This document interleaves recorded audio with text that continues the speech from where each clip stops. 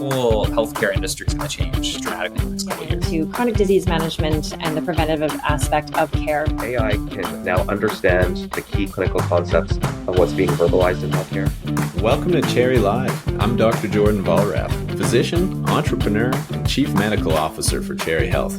We're talking about Canadian healthcare. Join us as we speak to innovators, industry leaders, and people working to drive the health system forward. Today we are joined by Amy Oliver, an experienced healthcare executive and founder and CEO of Amy Oliver & Co. It's an advisory firm providing executive business coaching to leaders in the healthcare industry. She started her career working as a clinical pharmacist, owned her own Shoppers Drug Mart franchise location, and over time worked her way up in the Shoppers Business Operations Unit. She went on to act as interim CEO for the Pharmacist Manitoba and now is running her own advisory and coaching firm. Thank you so much for joining us. Awesome. Thanks so much for having me. It's great to be here. So you started out doing clinical pharmacy practice. How did that evolve? How did things start growing from there? How did you actually wind up where you are today? Yeah, that's such a great question and one that I get all the time. And it took me a long time to get really honest with the answer about that. But I actually didn't love practicing pharmacy when I finally started doing it. When I was younger, I tried to decide, do I go into business? Do I go into pharmacy? What should I do? And pharmacy was sort of this nice bridge of business and healthcare at the same time, which is why I landed there instead of some of the other health professions. But once I got out practicing, it just really felt like this hamster wheel. You had no real control over what your day looked like, over what kind of cases you saw. You never got ahead. You never, felt like you finished anything. It was just this constant cycle, and that's not really my style. So very quickly after graduating, I graduated in May. I became a franchise owner in January of the next year, so pretty quick. And thought, this will be better. I'll be able to run a business and be a pharmacist part of the time, but not all of the time. And it was great at the beginning. I learned how to manage people, how to make a budget, how to, create policies and procedures and follow them, and really got to learn so much in a big organization like that. But I got bored of that too. And so then I went corporate. And what I learned kind of in my time as an owner was that I really enjoyed the part of the job that was about, like, how do we make the systems better? How do I make the environment better for my team? Taking on students and training new owners. And that was really where I got excited. And then slowly over my career, just spent more and more of my time doing the things that I love and really weaning out the parts that didn't light me up. And here we are. And so just that sort of boring, monotonous, the day-to-day, I guess, stuff was really not lighting your fire. So that's why you moved into the business ops. And that was where it was more that, free thinking, kind of outside the box problem solving. Does that sound about right?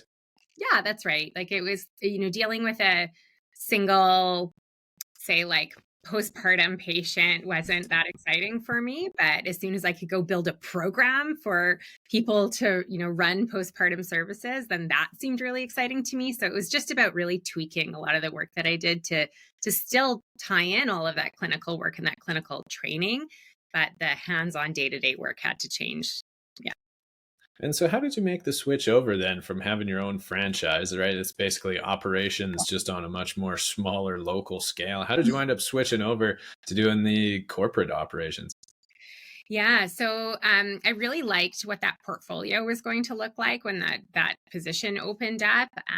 A lot of it was mentoring other franchise owners, which I really liked. Is kind of moving from mentoring students all the time. I always had students and interns, moving more to mentoring other owners.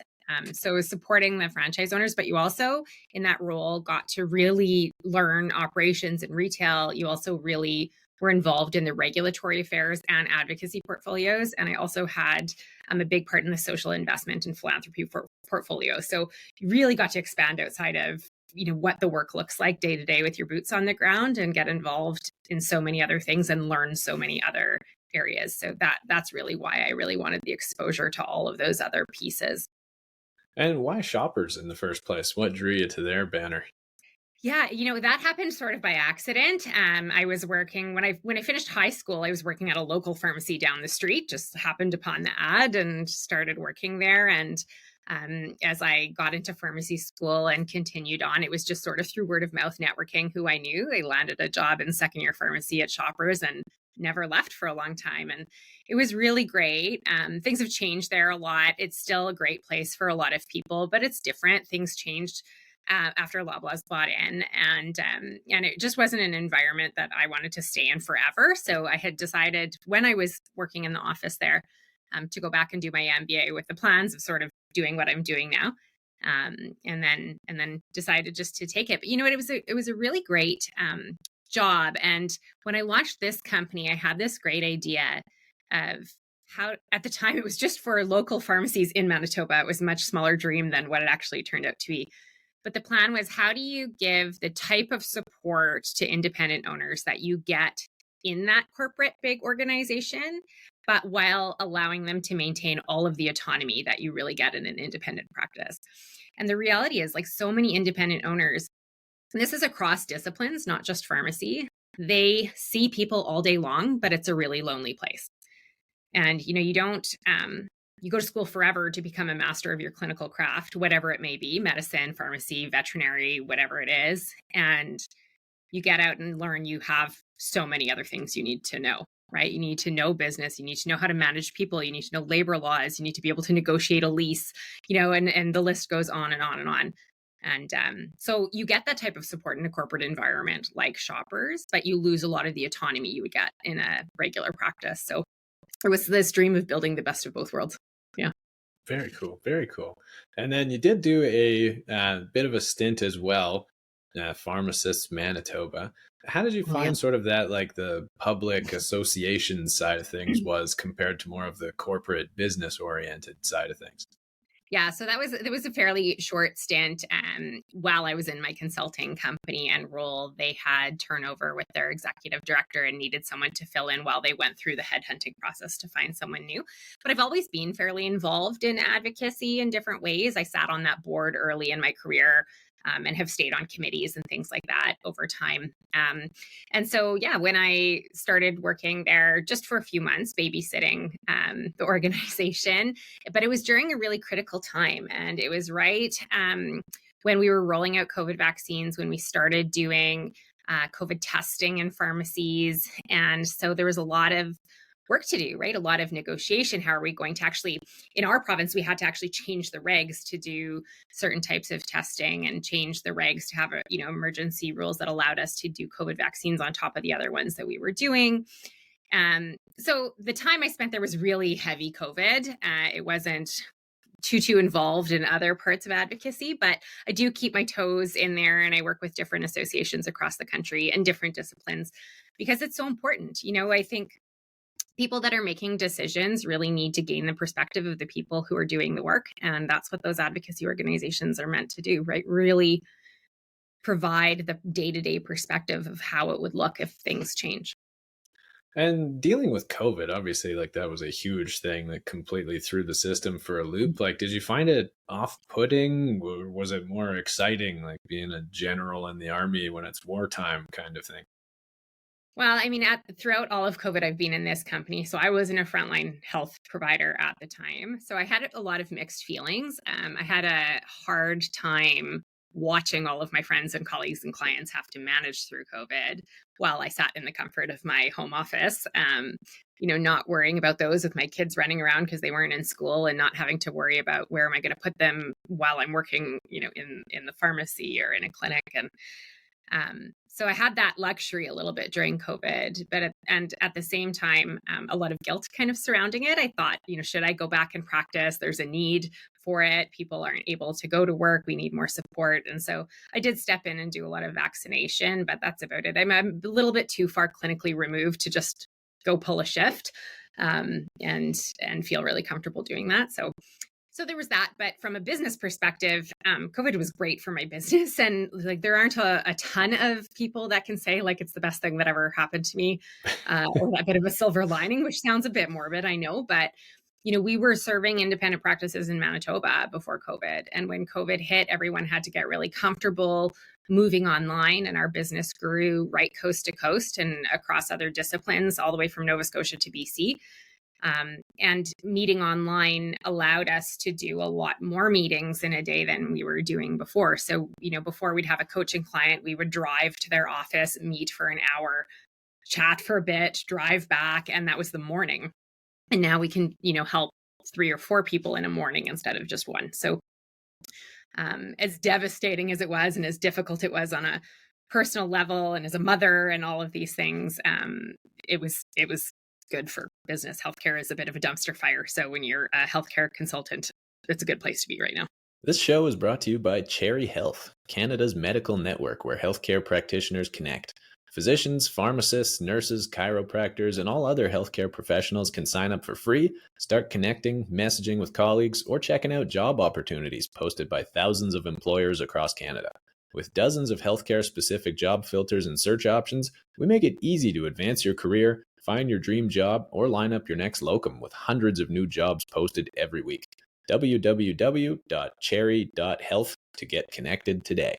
Yeah, no shame in admitting that one. I'm the same boat, right? I was kind of bored for a month as a locum working as a family doctor, and everybody's vacations got canceled, and I just didn't have a whole lot going on for about 4 weeks, and that's when Cherry Health was born. So same situation, good for business, but obviously like a lot of complexity and societal impact going on behind the scenes.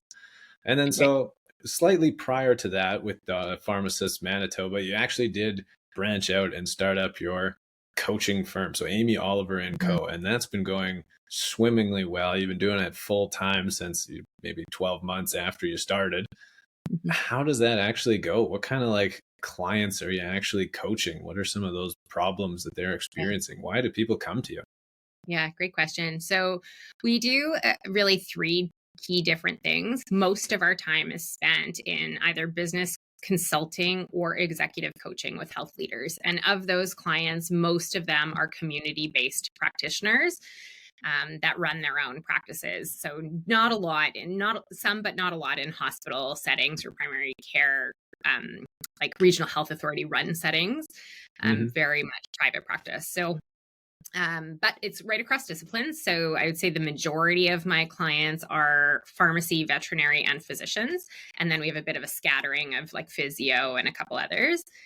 But most of the work that we do with them is trying to, from a consulting perspective, it's giving them that business and managerial and operational support and knowledge to actually do all of that side of their business. So they often come with an idea, they'll want to niche down or get a new building or start their own clinic, or, they have these big dreams, but they have really no idea or skill on how do you operationalize these things. They don't know a lot about, how do we put these policies in place? What does an onboarding program look like for new employees at our clinic? What does a proper training program look like? How do you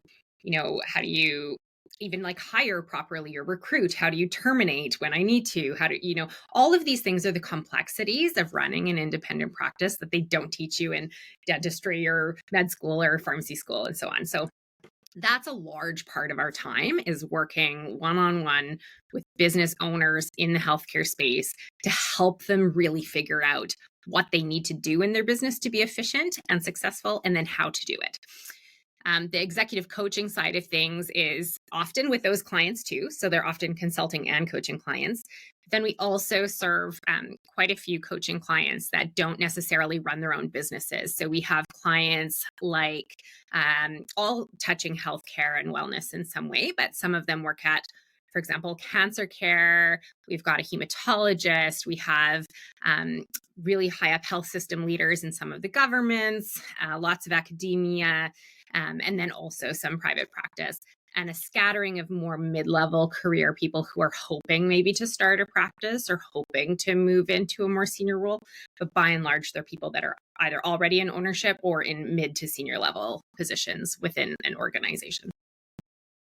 And so the consulting side of things makes sense. It's pretty flexible. It could be open to whatever kind of operational challenges are needing to get off the ground or needing to be tuned up. What does the coaching side of things actually look like? Like what are some common mistakes people are making that you come in and you're like, oh my God, you're doing this and this and this, or you're not doing this and this and this. Yeah. What do those look like? So that's sort of the consulting side. So when we go in, we analyze, we provide suggestions and recommendations. That falls into consulting. Coaching is a bit different. It's less around advice and mentorship and more around helping you think more critically and come up with a plan. So I like to describe coaching in its most simplest form as you know more about you than I do, right? And I trust that you actually have the skills and the expertise you need to dig yourself out of whatever rut you happen to be in right now. What happens though is when we're stuck in the mud, we can't really think very clearly. We don't really know what to do, where our emotions are getting in the way, our nervous systems are getting in the way, and we don't have the confidence to move forward all of the time. So often the coaching conversations are more about guided thinking to help you figure out what it is that you want and what exactly you need to do to get there, but through your own perspective. So, when I really dumb it down, I say, if you told me you wanted to plan a kitchen renovation in your house, I could come in and I could tell you exactly what I think your kitchen should look like and how it could work. But that's the kitchen that I would like, not necessarily the same kitchen that you would like. Right. So I'd be much more effective asking you the kind of questions that are needed to get you to design your own kitchen and figure out how to get the kitchen of your dreams, not the kitchen of my dreams. And that's sort of the difference between consulting and coaching. Does that make sense? Where does the line then draw between like somebody getting a counselor, like a psychologist versus a coach, right? It sounds like there's a Yeah. lot of similar techniques at play, reflecting things back, asking probing questions. At what point is executive coaching versus talking to a psychologist more appropriate? Yeah. Yeah, so that's a great question. A couple of things that I would add in there. So one of them is that a lot of counseling psychotherapy is backwards facing. Coaching is largely forward facing. So we're thinking very much about like, what is the next thing you need to do going forward? Not focusing so much on why things have happened in the past, focusing on things that work and how to do more of them instead of things that haven't gone right and how you feel about them. Does that make sense? Gotcha, So we're not okay. really, it's very clearly like when you become a coach and you learn about the questioning techniques, some of the things that we learn are like, for example, that all of your questions should be forward facing. So not like, well, why do you think that? That is sort of like judgy and we don't really care why you think that. It's, well, what do you need to do next to move forward? Or how could you find out if that's true? And often questioning assumptions and moving forward. So that, and then I would say just as a healthcare provider in general, I've got a and that's what I think makes me a bit different than other executive coaches out there. If you have a clinical background to begin with, you're pretty good at assessing whether or not you should be referring in, a particular case. Like I had one person ask me one time to be their coach, and I met with them in the first coaching session, and they were very clearly there to try to figure out how they could travel because they had a deathly fear of planes. And I'm like, this is not a conversation for me. You need to go talk to someone else. So it's about boundaries, understanding where your role is and where you can help people. And for that reason, you don't take everybody, right? We'll often have a discovery call first to figure out whether coaching is an appropriate step for you before you even sign on and do it. And it has to feel like a good fit for both people. Right? It's boundaries, right? I mean, it's in any profession. We need to know, even in clinically, like when can I help someone as a pharmacist versus when should I refer them to a physician? And it's the same in coaching and therapy. Yeah. Yeah, that was one of the main evaluation criteria on every med school rotation was can recognize own limitations or not. Right. Yeah. And where are the red flags, right? And so how did you get into this in the first place? Like you're, obviously a very people-oriented person and had those like leadership pieces to running the franchise, to doing the operations with shoppers. How did you get into that more one-on-one as opposed to organizational leadership? Well, I really wanted to build a life I had control over. And I think that's something that's a bit hard to get in healthcare. That's a challenge for a lot of people, is really to build that lifestyle that you want. And so that was a part of it for sure, was I wanted to be able to pick my own schedule, work when I want, not work when I don't want, and so on. And so quite honestly, that was a big driving factor. But another piece is, we all can remember those days where the hours just seem to fly by and we're having a great time. And then you remember the days that feel like you're watching the clock and it takes forever and it's the same amount of hours, right? And so the easiest answer is I wanted to craft my own time in my own job so that I liked being there and I was engaged in all of the work I was doing. And over time, the more you do it and the more you really commit to that, the more often you can say no to the things that don't light you up anymore. And then you get to this point where you love all of the things that you do.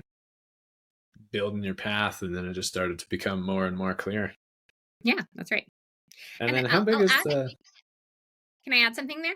Like yeah, yeah. I'll add even in like a clinical setting, you can start building that kind of life too. I mean, the flexibility is obviously a bit harder when you're practicing, but even the way that you're spending your time, there are a lot of general practitioners across all of the different health disciplines that feel like they need to be able to serve everybody, do everything.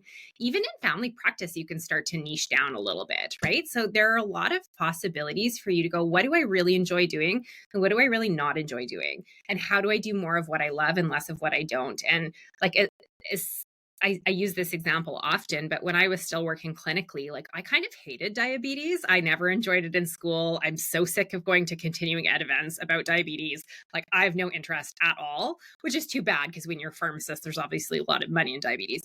But you give me like a methadone patient or a breast pump patient or a prenatal patient or mental health patient, I'm so excited and I love spending my time with them. But you give me a new insulin start and I'm like, this is the worst. I hate this. So it's really just even in clinical practice, trying to figure out how can you organize your time? How can you work on a team with people with different interests and different skills? So you're spending most of your time doing work you're engaged in, and that's going to decrease your risk of burnout in the long run.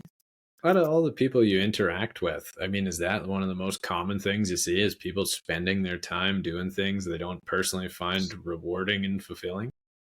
Yeah, and they have no idea how to get out of it. And what There are is very the few healthcare providers I work with and that I know personally, even like anecdotally in all of my networks that like honestly, truly, really love their jobs. And that's sad.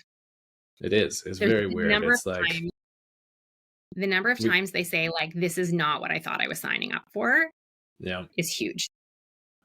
And then it's strange, right? Because it's like such a highly sought after competitive field. Like every kid wants to grow up going into the Yeah. healthcare, being a nurse, a pharmacist, a doctor, or whatever, right? It's just seen as a noble profession, fairly well remunerated. You get respect publicly. It's got a lot going for it. But then why does that start to break down after you get there? It's the grass Yeah. wasn't that green afterwards. That's right. Well, like a few things. Like one, I think the job is not really what they thought they were getting into.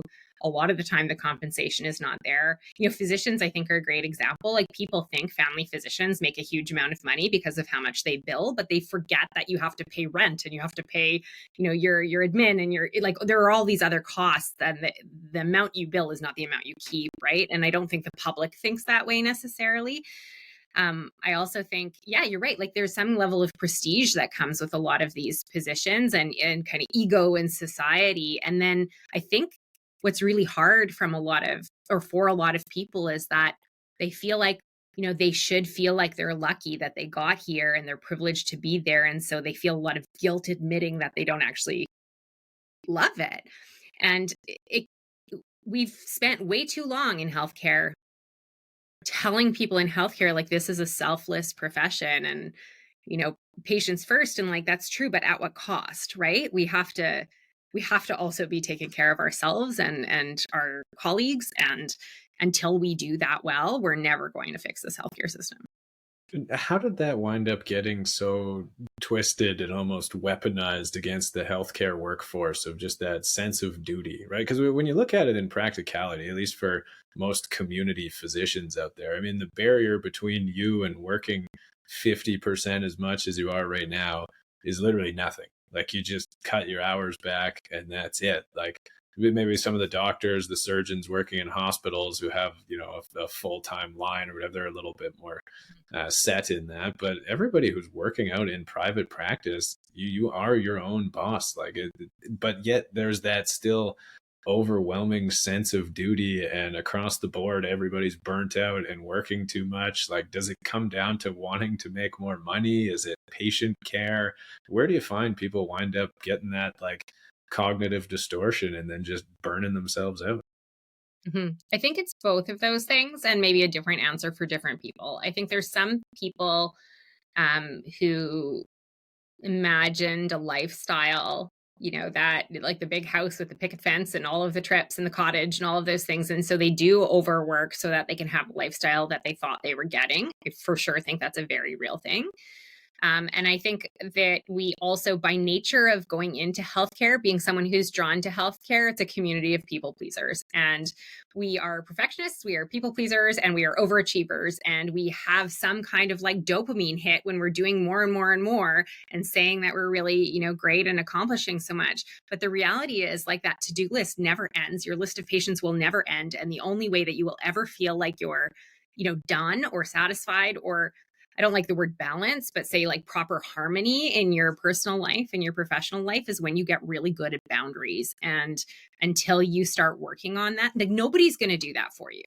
We're never going to get to a place where, the government says like, this is an appropriate patient load for you. And once you hit this many patients, you stop. We're not going to give you any more. Like, there's always going to be more to do. I've never met anyone in my life who doesn't have something on their to-do list at that moment. So the only way in your personal life and in your professional life and your clinical life that you're going to be able to feel good about all of the things you're doing is when you set boundaries and you hold yourself accountable for them. And until then, you're going to feel overwhelmed and burnt out all the time. I wonder if that's maybe part of the design of needing, the 3.9 GPA to get into pharmacy in the first place. It sort of self-selects for those type A workaholics. Absolutely. And then now it's like, oh, okay, this is why we're all in the same boat together. It was maybe some of that initial selection criteria. Absolutely. And like, it's been interesting watching. I have a bit of perspective into the different schools and university programs and have watched them change over time, in pharmacy and otherwise. But it's interesting, like, even when you see students midway through a program where a program changes from grade based to pass fail, and the lack of like that positive reinforcement of getting an A or a B is just like, it's destroying some students. Like, you passed, good, see for career. Like, there's no doctor, pharmacist, anybody that I've ever known who got out into practice and had somebody ask them what their graduating GPA was. It's like, are you breathing? Do you have a license? Do you seem like a good human? Cool, you're hired. Nobody's like, well, like, what was your GPA? They don't really matter. I think we need to be able to select for people that, people that have the personalities for healthcare and the desire to help, but also the personal power skills that you need to be able to survive a career in healthcare. And we don't do a good job of screening for those things at all. What would that include? Training. That's more of that balance and being able to take a step back, or is there more to that? Yeah, or like, it's not even just that, but I would say like problem solving, communication skills, Mm-hmm. conflict management. Like, there are a lot of people that have a hard time saying no, or again, like adding in those boundaries, and whether that's a hospital area. Like, I have a coachee that's working double clinical right now because they're down staff. And as a result, a lot of her other portfolio work is getting destroyed, like she can't keep up. And it's really unfortunate, but it's because the system will always give you more to do. And so we need to be able to either attract people that have the ability to manage their time really well and assert their own boundaries, or we need to teach them those skills in the programs. And we're not really doing those things. So there's a lot of opportunity, I think, to do that better and set people up for success when they leave the program. We're not doing that right now. How could you test for that, back during the admissions process? Like, is there an MCAT question that would be able to encompass that, or something you'd look for? Yeah, I don't have a good answer to that question. I don't know, but I do think, people can study really hard for the MCATs. A lot of people can get a good grade. Some programs still have interviews, some don't. What we know about interviews is people can also do really well on interviews, and it's not necessarily indicative of how they would actually behave in real life. The best predictor of how people will. Yeah, the best predictor of how people will perform is how they've performed in the past. And so, trying to understand what people have done in the past and how they've navigated situations is important, but with the caveat that we can't make people re-traumatize themselves having to share all of their personal stories, during interviews and things like that. So I don't know. I don't know what the perfect answer is, but I think that it's healthcare can't be about who is the best at memorizing things and getting really great exam scores, because like I got straight A's in school and all of the things I did, but if you handed me one of those exams right now, I'd probably get 0 on some of them. It's not just Oh because I yeah. was great at memorizing things doesn't mean I'm necessarily like a medicinal chemist anymore. So it's not the best way of evaluating. There's a lot of research in teaching and learning that says exams aren't even the best way to evaluate people's performance anymore. And so, yeah, we need to think differently, more critically, looking at some of the complexities instead of the averages, both from a patient perspective, but also from a provider perspective. We So need to do what's better. even on the other side of that? What would be the alternative meter stick for measuring performance if not exams? Experiential probably would be a huge one. Like conversation. There's, that's probably a great question for people in education, but there's a lot of study out there around adult learning and evaluating, even looking at things like exam anxiety. I know brilliant people that have not passed university or graduate level courses because they get such bad exam anxiety, and that's not indicative of how they would practice. It's unfortunate that that's 4 years plus of like undergrad work all culminates in your grade, which is the primary thing, and then you do like 2 hours of interviews to assess your people skills, and then that's pretty much it. Like That's then right. you wind up with a bunch of this type of personality that's overdoing it, sometimes not the best communicators. And I'll add to, the grades and the requirements to get into these programs is not a great way to assess who's coming in either. We put, I've said before, we put so much value on the experience people have volunteering in shelters and soup kitchens in their admission processes, but we undervalue the experience of having grown up in a shelter or soup kitchen.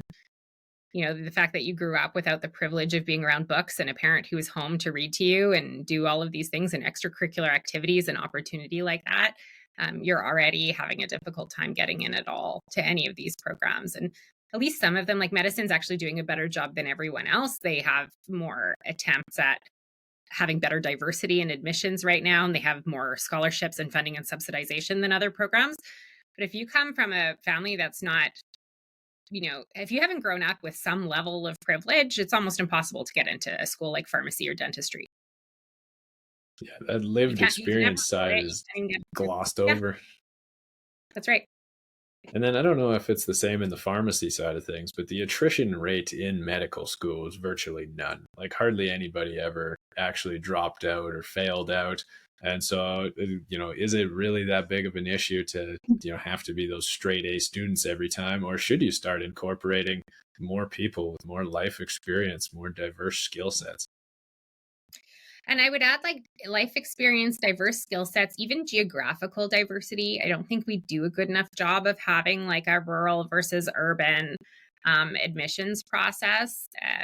They do account for that at some schools now, but not as much as we need. When we're having such a crisis staffing remote and rural areas, why are we not figuring out how to spend at least some of the time training in communities, doing some of that differently? Like you look at some of the other programs that are out there, and it would be more difficult for really hands-on programs, but we learned how to teach virtually. We have the technology that's available.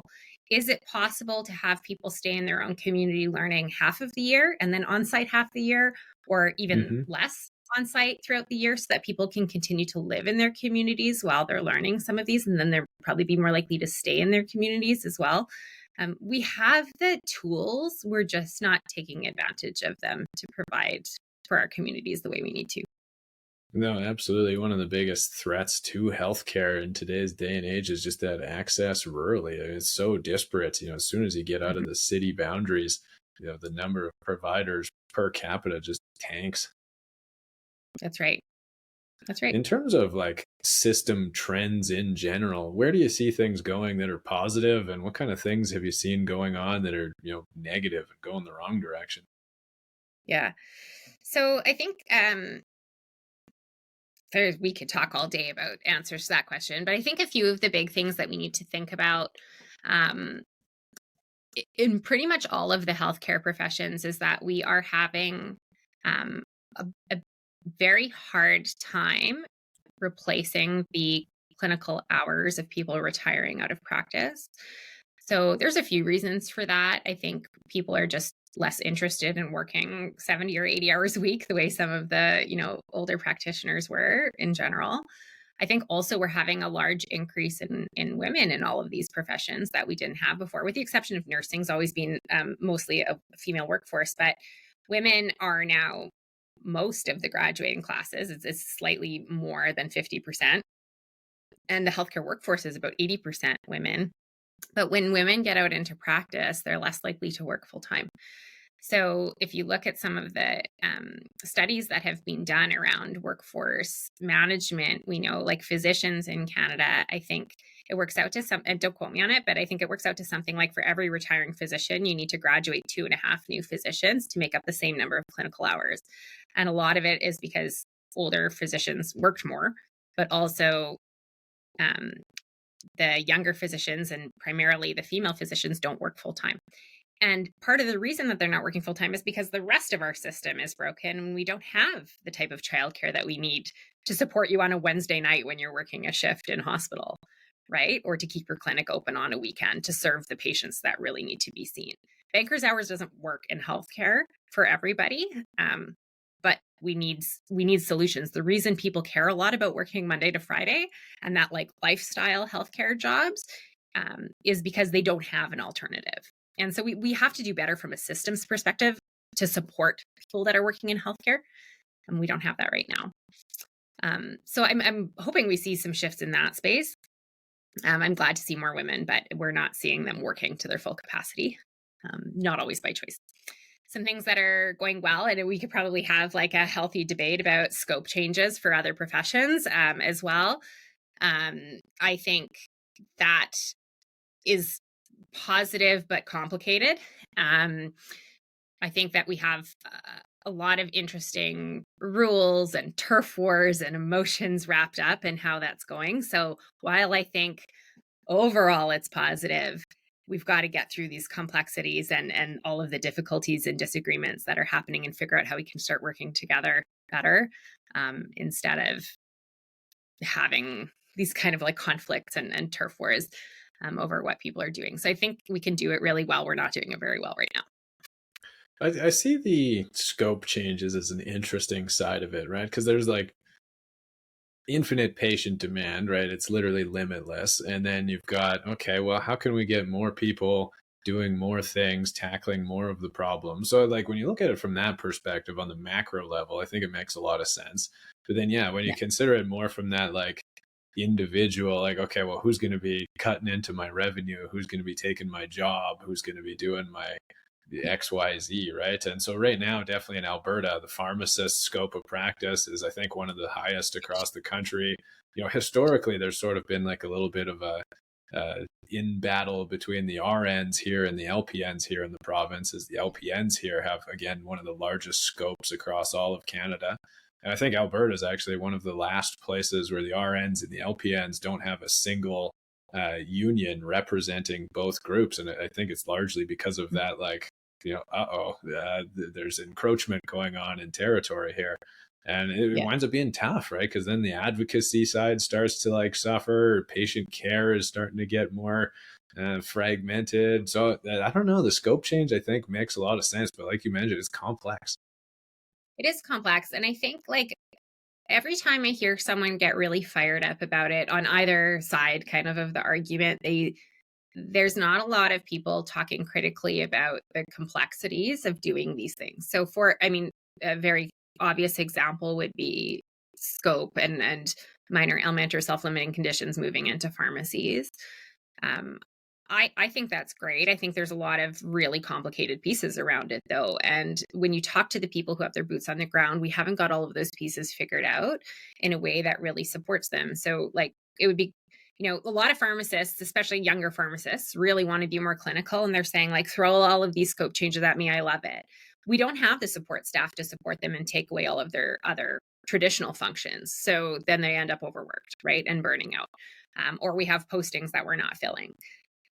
There's a huge labor shortage in all of these professions right now. So although it would be great for, a lot of pharmacists would think it was great to be able to take on more of that expanded scope, where we're going to find the pharmacists to do all of that is a whole nother question that we're not talking enough about, right? And similarly, like in medicine, we're starting to see more and more conversations every day, not a ton, but still more and more conversations about some physicians wanting to move outside of public billing, right? And saying, I'm going to open a private practice. I'm going to give up my right to bill publicly. I want to do this. But then we're not hearing the same people talk about, well, are you really ready to start dealing with insurers? Because that's a luxury that family physicians haven't had to deal with to date, and it is a nightmare. And if you talk to people in industries that are constantly dealing with insurance companies and audits and getting clawbacks and all of the complexities around the administrative work with dealing with insurance companies, the grass isn't always greener, right? So it's just people are really emotional. They're very opinionated, but they're not always very educated on every one of these issues. And I struggle to kind of stay calm when I'm reading, whether it's some rant on LinkedIn or an article in the newspaper, because it really feels like they're not seeing both sides of the story. So whatever controversial issue we want to come up with in healthcare, I think we just really need to be good at, again, thinking critically and using those problem-solving skills and those diverse communication skills, where we're really understanding the perspectives from all different sides of the table on whatever issue of the day is, so that we can really understand the complexities around it and figure out how to deal with them. We're missing that piece. And I think it's because we were never trained that way, honestly, to think that way. So again, you did a little bit of work with the advocacy side of things and the associations. I mean, if you'd stayed in that world, how would you have liked to see things play out over the years? Is it education reform? Is it further investment? Like, is it the adoption of technology? All of the above? I mean, where did you see kind of the most potential to just matching up that seemingly limitless demand with the finite supply of actual skilled labor and people to go around? Yeah, I think where we would, the best way to summarize it, I think, is in the programs, we need to do a better job of teaching people to understand what kind of capacity they have, how to set boundaries, and then how to collaborate really effectively. And that might mean interprofessionally, it might mean within a community, it might mean within your own team. And sometimes it's even outside of healthcare. And when you look at what some of the programs are doing really well, I'd love to say, I'd love to do a project where we take the best practices from all these different disciplines and different universities and say, this is what a perfect program could look like. But I spent a couple years ago a few weeks touring different places around the country, sort of like mini field trips all day, every day, learning from different spaces. And one of the things that stuck out from a training program perspective was we visited the University of Waterloo. And we saw how a lot of their programs are co-op based instead of just kind of the more traditional programs like we're used to. But they also have a lot of their healthcare students paired up with engineering students and tech students, and they have to do projects together. And there were some that were just like blowing my mind, where they'd send engineering students into like an orthopedic surgery department. And, people in the orthopedics department would talk about the challenges that they have with like a hip replacement. And they would challenge the engineering students to come up with a solution to it. And they would come up with these really great things. And some of them would actually end up getting seed funding and actually go on to be members of incubators and accelerators and actually launch products. And these are the types of opportunities that I think we have. We're really good at pointing out all of the things that are going wrong. And we really suck at collaborating with other people to figure out how to make it better. Well, it's interesting. I can't speak for pharmacy, but in medicine, for sure, you get a little bit of that like headstrong, almost stuck up kind of, top of the totem pole personality here and there. And I really kind of hate that. I really don't admire that about the profession, right? Like with the people that are talking down to the support staff, and then there's like just an immediate 180-degree change when they're talking to another physician. I don't know if that's like super common in the other healthcare disciplines, but that collaboration, just the, again, like respect and being able to communicate, I think goes a long way to having well-oiled little clinical machines all over the place. Yeah, and like using them to your advantage, and again, a lot of this is anecdotal and through the experiences of like me and my friends and my clients. But like when I think about pharmacy and physicians, for example, when I talk to physicians in hospitals and pharmacists in hospitals, they love working with each other.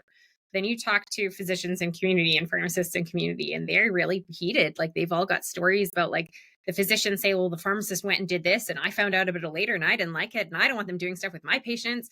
And then you get the pharmacists that are like, this physician isn't making my life very easy, like this poor patient, yada, yada. And like they're not working together to solve some of the issues that are in front of them. Again, even on their micro scale, they're doing this turf war battle about who has control instead of what is the best thing for the patient. But on that, I think the other part that's extremely difficult is like, pharmacy, there's no pharmacist out there that wouldn't love to be able to send someone to a family physician. And the reality is so many don't have a family physician. So, how do we create the best of both worlds? Where these patients have options, and maybe it's pharmacy, maybe it's nurse practitioners, maybe it's midwives, whatever it might be, depending on the situation. How do we actually create a space where it's collaborative and the physicians are going, well, let me show you how you could support these people because I'm not actually around. I've got great boundaries and I'm going to be off for a while and I'm not taking on a bigger patient load. So let me teach you, let me show you, let me help you. And then the other way around, they're saying, how can I make your life easier? Let me do this for you. Let me help you with this. Let me, we could go on all day about different examples of good collaboration. But instead, we're fighting over whose patient it is in the first place. Yeah, it's very common. You see somebody post on one of the Facebook groups, pharmacist did this, chiropractor did that, but there's not a lot of like actual outside of that echo chamber communications going on. I mean, where interdisciplinary rounds in the hospital, of course, like very common and fantastic. You get everybody in the same room discussing cases. Like, how can people foster more of that same thing in the community or in private practice? Yeah. Well, again, I think it's having the ability to build your skills, the desire and drive to actually figure out how to do that. And then it's about it starts with just a decision that, this is the kind of human I want to be. This is the kind of community member I want to be. And this is the kind of collaborator I want to be. Even within professions, I find that people are hoarders of knowledge and experiences. We do a terrible job of sharing best practices publicly, trying to make sure other people can be more successful. And I think that's not entirely our fault. I think we're sort of socialized like that through the training that we took and that competition just to get into med school or pharmacy school, that competitive nature of the programs, the awards programs, like all of these things, we're trying to one up each other throughout even our training. And we're socialized not to collaborate. We've almost been taught like collaborating is cheating some of the time, right? And it carries on throughout our practice where we aren't even doing a good job of saying, hey, what's working really great in my practice right now? Why don't you go try this in your practice? This might work for you too. And instead we hoard these experiences and use it to boost our own egos. Are there any good resources you have or that you point your coaching clients to in terms of just like self-improvement? I know that's sort of a general question of like, depends on what the problem or what's going on at the time is. Are there any like really common themes you see or some like really commonly utilized resources that you lean into? Yeah, it depends on the topic of the day for sure. There's a few, like I'm a reader. If anybody is listening to this and goes, I wish that they could tell me about a book I could read on topic X, just shoot me a note and I'm happy to give more specific recommendations because we could go on all day. But I do think there's a few that really stand out. They're probably all sitting behind me, my favorites. Like Crucial Conversations is a really amazing starting point for a book, learning how to communicate more effectively when things are heated and really important. Leaning in a little bit to learning about influence and persuasion, and in a way that's not sketchy or unethical, but how do we actually nudge people in a healthy way towards getting outcomes? And that is both in a professional sense, but also with patients. Great skills to have when you're trying to, we often know that we have a lot of the answers, and the challenge isn't whether we can tell them the right answers, but how do we actually get patients to adopt the behaviors or the practices that we need them to do, right? And so a lot of these skills are transferable across patient care, but also in the communication and the collaboration that we have in our professional lives. But learning more about how to have effective conversations, really important. Learning more about negotiating. We're negotiating all day long. It's not just about your contract or your job or your hours or your schedule. We're negotiating every day with every patient. We're negotiating with the other interprofessional disciplines that we're working with, or our colleagues that are working in the same clinic or pharmacy as us. Your We're partner, negotiating your all day. kid, your neighbor. Your Yeah. kid, yeah, what are you going to have for dinner? Like, it's all the time. And so learning some of those skills very intentionally are really important. There's a great book called Getting to Yes about negotiation. And I think the big key takeaway there is we need to stop having conversations where it's me versus you, right? And one of us is going to come out ahead. And I'm spending my airtime trying to convince you that I'm right and hoping you change your mind.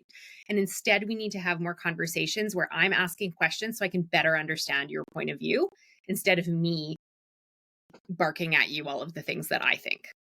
Seek It's the first to key thing. understand, then Yeah. to be understood, right?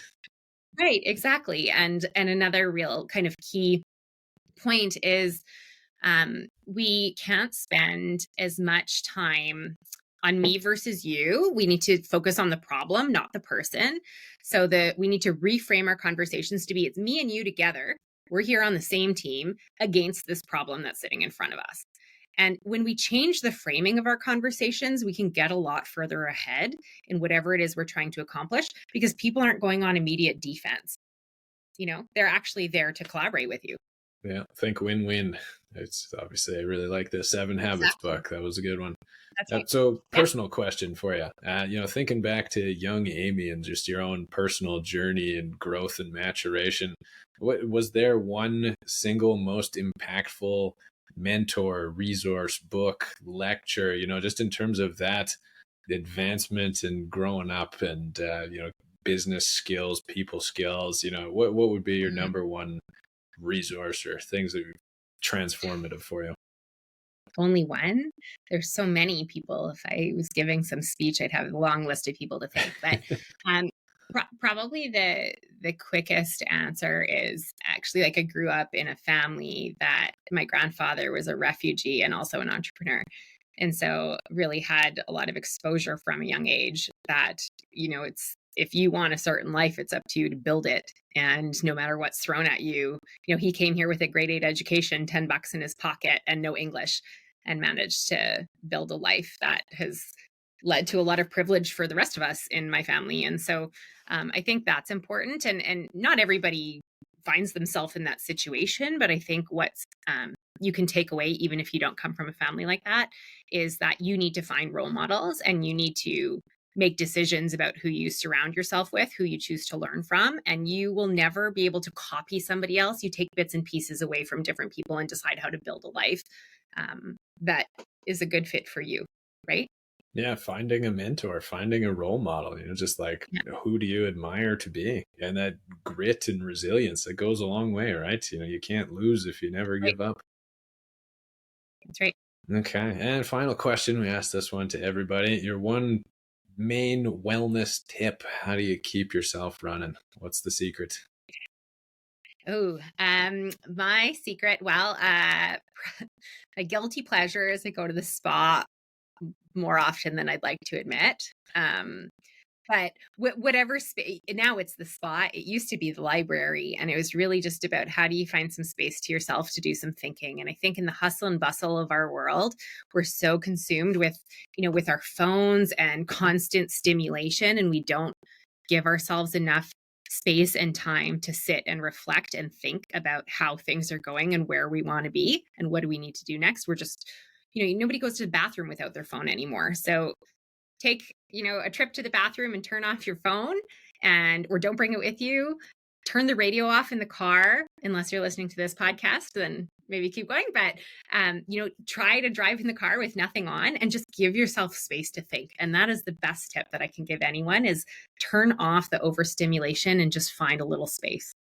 I'm bad for this one. I was reflecting on this like a couple of days ago. While I'm getting a haircut is like the only time I ever just sit there and I'm like not distracted by anything. I was like, this is a rare moment. And thinking back a couple years ago, just learning from my co-founder at Cherry, Max Kurz, he had a thing on his calendar blocked off just to sit there and think about a problem. And that blew my mind. That was Yeah. just like such a foreign concept to me. I was like, Yeah. you stop and you think about things for a while. Yes. I like couldn't even Yeah. believe that was, I was like, oh man, okay, I'm gonna start Yes. doing more of this. Yeah. Absolutely. And if you look at some of the really successful people, like Warren Buffett keeps almost nothing in his schedule for that exact reason. I mean, to the extreme the other way. But I do think, in when you have a lot of luxury around scheduling and flexibility, you can make it a whole day here and there, little retreats. But until then, for the people that are listening and go, that sounds impossible, it's just the simple things like have a bath and don't take your phone, or, turn the radio off in the car and when you're going grocery shopping. And sometimes that's enough. Be alone with your thoughts. Don't be afraid of it. As uncomfortable as it can be.